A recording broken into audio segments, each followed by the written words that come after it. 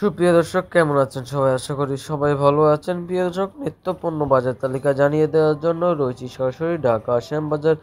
পেঁয়াজ এবং রসুনের পাশাপাশি এমনকি প্রিয় দর্শক রয়েছি পেঁয়াজের বাজারের পাইকারি আড়তে। প্রিয় দর্শক, রসুনে নতুন চরম ধস এবং কি পেঁয়াজে আবারও 2 থেকে 4 টাকা কমতির দিকে রয়েছে পেঁয়াজের বাজার।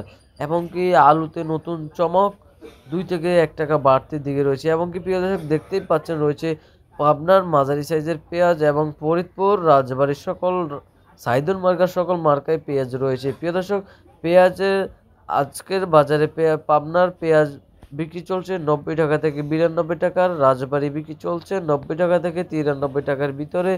এবং কি ফরিদপুরের বাজার বিক্রি চলছে মাঝারি সাইজের 88 টাকা থেকে 92 টাকার ভিতরে। সম্পূর্ণ মানভেদে বেচা বিক্রি চলছে, কিন্তু ব্যবসায়ীরা দাম চাইলেও ক্রেতারা নিতে চাচ্ছে না। গত বাজারে নাকি মুড়ি কাটা আসার কারণে বাজার আজকে ঊর্ধ্বমুখী খাচ্ছে বাজারে।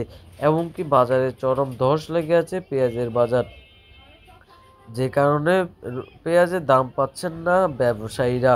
এবং এই পেঁয়াজের দাম আবারও 2 থেকে 4 টাকা কমতির দিকে রয়েছে। এবং কি এদিকে রয়েছে দেশি নাটোরের রসুন।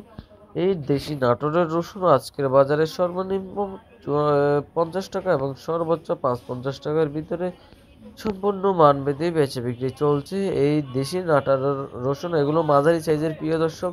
এবং কি এই নাটোরের রসুনের পাশাপাশি রয়েছে রাজবাড়ির ভালো সাইজের, মাঝারি সাইজের, ভালো বড় আকৃতির পেঁয়াজ। এগুলো আজকের বাজারে 550 টাকা দাম চাচ্ছেন ব্যবসায়ীরা, কিন্তু এখনো বেচা কিনা হচ্ছে না এই রসুনগুলো।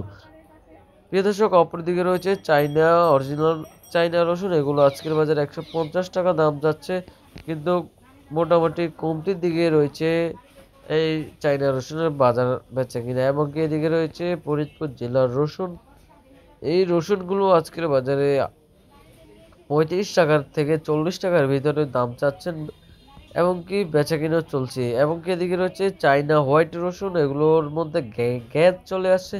এগুলো 130 টাকা ধরে দাম বেচা বিক্রি চলছে।